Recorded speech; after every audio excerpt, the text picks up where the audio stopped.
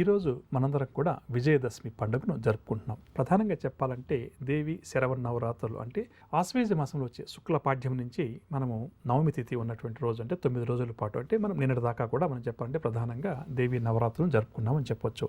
ఈ దేవి శరవన్నవరాత్రుల యొక్క విశిష్టత ఒకటైతే ప్రధానంగా ఈ విజయదశమి ఏదైతే ఉందో దీని యొక్క విశిష్టత జ్యోతిష్ శాస్త్ర రీత్యా చేసినా లేదా పురాణాల శాస్త్రాలు చూసినా కూడా విజయదశమికి సంబంధించినటువంటి కథలు రకరకాలుగా మన పురాణాల్లో ఉన్నాయని చెప్పొచ్చు. అంటే మొత్తం మీద ఏ కథ చదివినా ఏ పుస్తకాన్ని చదివినా ఏ గ్రంథాన్ని చదివినా మనకు అర్థమయ్యేది ఏంటంటే విజయదశమి విశిష్టత అనేది అంతా ఇంత కాదని ఒక్క మాటలో కూడా చెప్పవచ్చు. ఈ విజయదశమి రోజు ప్రధానంగా మనం ఏదైతే కార్యక్రమాలు ప్రారంభం చేస్తామో అందులో ఆటంకాలు అపజయాలు అన్నవి ఉండవని చెప్పేసి మనకు పురాణ శాస్త్రాల ద్వారా కావచ్చు గ్రంథాల ద్వారా మనకు తెలుస్తుందని చెప్పొచ్చు. ప్రధానంగా చెప్పాలంటే ఈ విజయదశమి అంటే సాయంకాలం నక్షత్రాలు ఉదయించే వేళ లేదా నక్షత్రాలు మన కంటికి కనిపించే వేళ ఏదైతే ఉందో దాన్ని విజయకాలంగా చెప్తుంటాము. సమస్తమైనటువంటి కోరికలు తీర్చే ఆ కాలం పేరు మీదుగానే విజయదశమి అన్నది ఏర్పడిందని చెప్పవచ్చు. ప్రధానంగా ఈ విజయదశమి ఎప్పుడైతే మనం జరుపుకుంటామో ఆ రోజు శ్రవణ నక్షత్రం ఉంటుందని చెప్పవచ్చు. అంటే ఈ రోజు పంచాంగాన్ని మనం ఒకసారి ప్రధానంగా పరిశీలన చేస్తే కూడా ఉత్తరాషాఢ నక్షత్రం మనకు మధ్యాహ్నం 3:50 వరకు, ఆ తరువాత అంటే 3:51 నుంచి శ్రవణ నక్షత్రం ప్రారంభమవుతుందని చెప్పవచ్చు. కాబట్టి శ్రవణ నక్షత్రం ఉన్నటువంటి రోజు విజయదశమిని జరుపుకోవడం మనకు వస్తున్నటువంటి ఒక ఆనవాయితీ. ఎందుకు ఈ శ్రవణ నక్షత్రానికి ఇంత ప్రాధాన్యత ఉంది అన్న విషయానికి వస్తే ఇది సాక్షాత్తు మహావిష్ణువుల వారి నక్షత్రం. అదేవిధంగా ఈ శ్రవణ నక్షత్రం అంటే నక్షత్రాల యొక్క గుంపును ఒకసారి పరిశీలన చేస్తే మన చెవి ఏ విధంగా ఉంటుందో ఆ చెవి ఆకారంలో ఈ శ్రవణ నక్షత్రం ఉంటుందని చెప్పవచ్చు. అంటే మన చెవి అంటే ఏంటంటే వినికిడికి సంకేతంగా భావిస్తాం. మనం ఏదైనా వ్యక్తులు చెప్పినప్పుడు ఏ విధంగా వింటామంటే చెవుల ద్వారా వింటామని చెప్పొచ్చు. కాబట్టి ఈ శ్రవణ నక్షత్రం చెవి ఆకారంలో ఉండడం వల్ల కూడా మనం ఈ రోజు అంటే విజయదశమి సందర్భంగా ఏదైతే మనం నేర్చుకోవాలి అని చెప్పి అనుకుంటామో ఒక నూతన విద్యను అభ్యసించడం కావచ్చు, ఉద్యోగంలో చేరడం కావచ్చు, ఏదైనా ఒక కొత్త పని ఏదైతే ప్రారంభం చేసి కొత్తగా నేర్చుకోవాలి అని చెప్పి మొదలు పెడతామో అందులో ఎటువంటి ఆటంకాలు లేకుండా కూడా ఆ పనులన్నీ కూడా పూర్తవుతాయని చెప్పవచ్చు. అదేవిధంగా ఈ విజయదశమి పండుగ సందర్భంగా రాజరాజేశ్వరి రూపంలో అమ్మవారిని ఆరాధించడం పూజించడం ఒక ఎత్తైతే మనందరం కూడా ప్రధానంగా సాయంకాలంగా చేసేది అంటే సెమీ చెట్టుని విశేషంగా అందరం కూడా పూజిస్తామని చెప్పవచ్చు. రామాయణంలో చూసినా, భాగవతంలో చూసినా, భారతంలో చూసినా ఈ సెమీ చెట్టు యొక్క విశిష్టత అంతా ఇంత కాదు.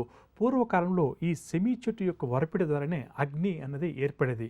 కాబట్టి అగ్ని యొక్క వీర్యంగా మనం బంగారాన్ని భావిస్తాం. కాబట్టి ఈ సెమీ చెట్టు ఆకులు ఏవైతే ఉన్నాయో కొన్ని ప్రాంతాల్లో కొన్ని రాష్ట్రాల్లో కానీ చూస్తే ఒకరికొకరు దీన్ని బంగారంగా భావించుకుని ఇచ్చిపుచ్చుకునే అలవాటు కూడా ఉంది. ప్రధానంగా ఇది మన తెలంగాణ రాష్ట్రంలో అధికంగా ఉందని చెప్పవచ్చు. అదేవిధంగా ఈ పూజించినటువంటి సెమీ పత్రాలు ఏవైతే ఉన్నాయో వీటిని మనం ఎక్కడైతే నగదు నిల్వ చేసుకుంటామో సాధారణంగా ఆ నగదు పెట్టెల్లో కూడా మనం ఏర్పాటు చేసుకుంటామో అని చెప్పవచ్చు. ఈ విధంగా చేయడం వల్ల ఏంటంటే సాక్షాత్తు దీన్ని బంగారానికి మనం రూపంగా భావిస్తాం. కాబట్టి ప్రధానంగా చెప్పాలంటే మనకు జీవితంలో ఎటువంటి లోటుపాట్లు ఉండవు, అందరం కూడా బాగుండాలి అన్నటువంటి ఒక గొప్ప సదుద్దేశం కూడా దీని వెనక దాగి ఉంది. అదేవిధంగా మనకు పాండవులు ఇక్కడ సెమి చెట్టు మీద ఆయుధాలను దాచిపెట్టడం, పూజించడం, రాముడు రావణాసుడి మీద యుద్ధానికి వెళ్ళేటప్పుడు కూడా సెమి చెట్టును పూజించడం, విజయదశమి రోజున ప్రారంభం చేయడం, ఇవన్నీ విషయాలన్నీ కూడా మనకు పురాణ గాథల రీత్యా మనకు తెలిసిన విషయాలుగా చెప్పవచ్చు. అంటే మొత్తం మీద చూసుకున్నప్పుడు ఎలా చూసుకున్నప్పటికీ కూడా ఈ విజయదశమి యొక్క ప్రాశస్త్యత అంతా ఇంత కాదు. అందున ఈసారి మనకేంటంటే మన అదృష్టం మంగళవారం రోజు వచ్చింది. ఒడిదుడుకులు తప్పకపోవచ్చు. ఉద్యోగ వరకు ఉద్యోగాల్లో స్థాన మార్పు సూచనలు, పారిశ్రామికవేత్తలకు కూడా ఈరోజు చికాకులు తప్పకపోవచ్చు. సినీ కళాకారులు అందిన అవకాశాలను సైతం జారవిడ్చుకుంటారు. విద్యార్థులకు కూడా ఈరోజు ఒడిదుడుకుల మధ్య కొనసాగుతుంది. మహిళలకు మనశ్శాంతి లోపిస్తుంది. షేర్ల క్రయ విక్రయాలు సామాన్యంగా సాగుతాయి. వృశ్చిక రాశి వారికి ఇవాళ కలిసి వచ్చే రంగు తెలుపు రంగు మరియు ఆకుపచ్చ రంగు. పరిహారాల విషయానికి వస్తే వృశ్చిక రాశి ప్రతి ఒక్కరు కూడా విష్ణు సహస్రనామ స్తోత్రాన్ని పారాయణ చేయడం ఈరోజు చాలా మంచిది. తదుపరి ధనురాశి. ధనురాశి వారికి ఆర్థిక పరిస్థితి ఈరోజు మెరుగుపడుతుంది. కొత్త కార్యక్రమాలను ధనురాశి వారు ప్రారంభిస్తారు. గృహ నిర్మాణ యత్నాలు ఎవరైతే ఈ రాశి వారు చేస్తున్నారో అవన్నీ కూడా కలిసి వస్తాయి. బంధువులను కలుసుకుని మంచి చెడ్డ కూడా విచారిస్తారు. ఆత్మీయుల ఆదరణ కూడా ఈరోజు ఈ రాశి వారు పొందుతారు. సేవా కార్యక్రమాల్లో కూడా చురుగ్గా పాల్గొంటారు. వ్యాపార వర్గాల వారికి వ్యాపారాల్లో కొంత ప్రోత్సాహకరంగా గడుస్తుంది. ఉద్యోగ వర్గాల వారికి ఇంక్రిమెంట్లు, పదోన్నతులకు సంబంధించిన సమాచారం అందే అవకాశం ఉంది. రాజకీయ వర్గాల వారు నూతన అవకాశాలు చేజిక్కించుకుంటారు. సినీ, టీవీ కళాకారులకు ఊహించినటువంటి సన్మానాలు. విద్యార్థులు కొత్త కోర్సుల్లో ప్రవేశం దక్కడం వల్ల ఆనందంగా గడుపుతారు. మహిళలు నూతన ఉత్సాహంతో కొన్ని కీలక నిర్ణయాలు తీసుకుని విజయాలు సాధిస్తారు. షేర్ల క్రయ విక్రయాలు లాభిస్తాయి. ధనురాశి వారికి ఇవాళ కలిసి వచ్చే రంగు ఎరుపు రంగు మరియు కాఫీ రంగు. పరిహారాల విషయానికి వస్తే ధనురాశి ప్రతి ఒక్కరూ కూడా హనుమాన్ చాలీసా పాటించడం ఈరోజు చాలా మంచిది. తదుపరి మకర రాశి.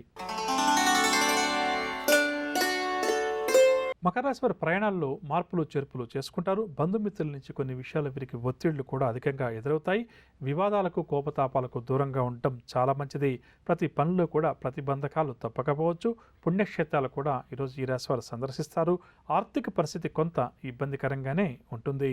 వ్యాపార వర్గాల వారికి వ్యాపార లావాదేవీలు సామాన్యంగా సాగుతాయి. ఉద్యోగ వర్గాల వారికి ఉద్యోగాల్లో మార్పులు చేర్పులు, పని భారం కూడా అధికమవుతుంది.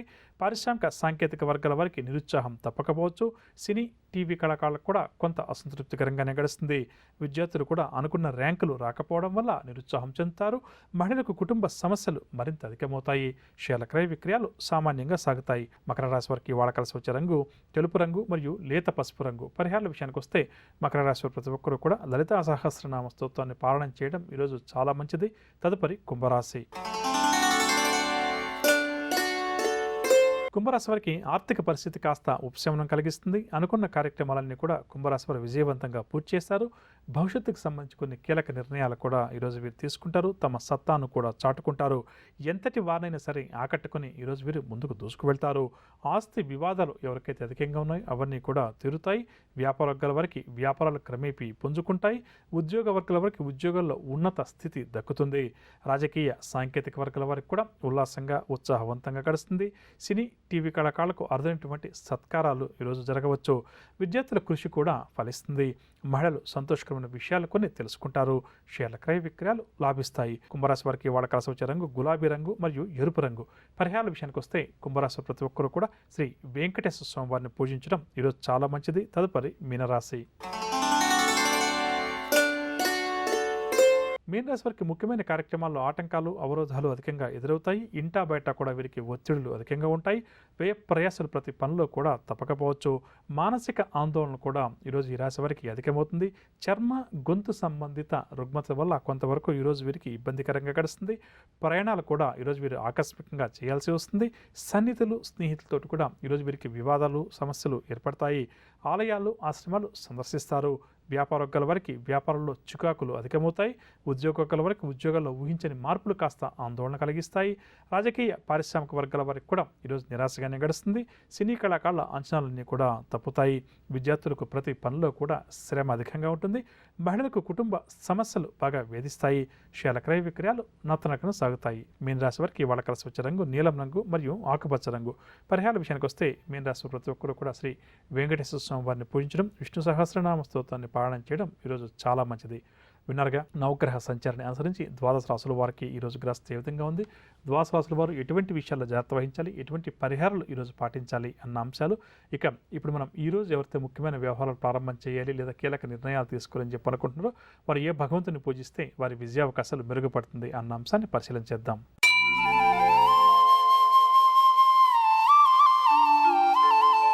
ఈరోజు బుధవారం కావున బుధగ్రహ ఆరాధన చాలా మంచిది. జాతక చక్రంలో బుధగ్రహ దోషం ఎవరికైతే అధికంగా ఉందో అటువంటి వారు ఈరోజు బుధగ్రహానికి సంబంధించినటువంటి పూజాది కార్యక్రమాలు నిర్వహించడం చాలా మంచిది.